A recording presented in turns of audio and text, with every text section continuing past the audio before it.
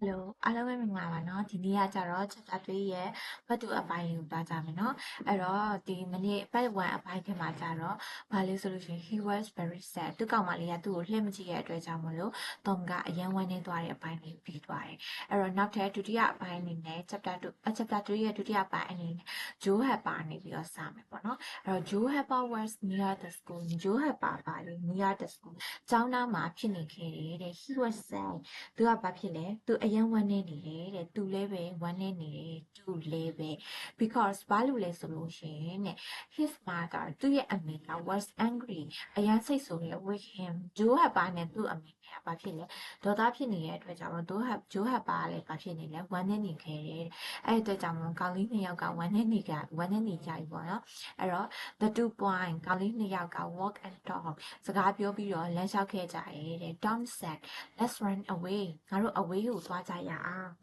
ဂျိုးကလည်းတယ်လို့ပြောလိုက်တယ် yes let us လှုပ်ကြရအောင်ဂျိုး said ဂျိုးကလည်းပဲပြေးကြရအောင်ပြောတယ်တဲ့အဲ့တော့ the two boy ကောင်းလေးနှစ်ယောက်က went to the river ဘယ်ကိုသွားခဲ့လဲဆိုလို့ရှိရင်တဲ့ river မြစ်ကြီးနားကိုသွားခဲ့တယ်ပေါ့နော် Huping အဲ့လိုပြေးနေတဲ့အချိန်မှာ Huping နဲ့တွေ့ Huping ကဘာတူလဲအဲ့လို adventure လုပ်တဲ့တငယ်ချင်းတယောက်သူကကြောင်မတက်တဲ့တငယ်ချင်းဒါ chapter 2မှာပါပြီးသားเนาะအဲ့တော့ Huping ကကြတော့ was there အဲ့ဒီမှာရှိတဲ့ Tom and Joe said ဟိုမှာတဲ့ Tom and Joe ကနေပြီးတော့ပြောဟဲ့တဲ့ဟိုမှာHuping မဲတဲ့သူကပြောရပါတော့ we are going to run away ကျွန်တော်တို့ away ကိုထွက်သွားကြမယ်ဒီတဲ့ do you want to come with us သူ့တငယ်ချင်းကိုလည်းခေါ်တယ်ပေါ့နော်သူ့တငယ်ချင်းကိုလည်းမင်းရောငါတို့နဲ့တူတူလိုက်မလားဘယ်လိုပုံစံမျိုးလေးနဲ့ခေါ်တယ် yes you got the answer let's go across the river ဒါဆိုလို့ရှိရင်မြစ်ကိုဖြတ်ပြီးတော့အဝေးကိုသွားကြရအောင်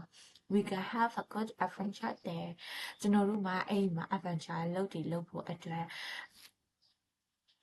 ရှိနိုင်တယ်ဒီလိုပုံစံမျိုးလေးပြောလိုက်တယ်ပေါ့နော်အဲ့တော့ the boy went home because the boy ကောင်းလေးတွေက went home အိမ်ကိုပြန်ချင်ကြတယ်ဘာလို့ပြန်ချင်တာလဲ because they went သူတို့ကတွားခဲ့တယ်ပေါ့နော် to get food အစားအစာတွေရချင်တယ်ပေါ့နော် for their adventure သူရဲ့စွန့်စားတဲ့အလုပ်မှာလုပ်ဖို့အတွက်သူရဲ့စွန့်စားကနေလုပ်ဖို့အတွက်အစားအစာတွေအမှန်တော့သူဘိုက်စာနေပြီပေါ့နော်ဒီလိုပုံစံမျိုးနဲ့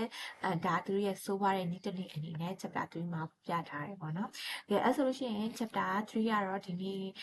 ပတ်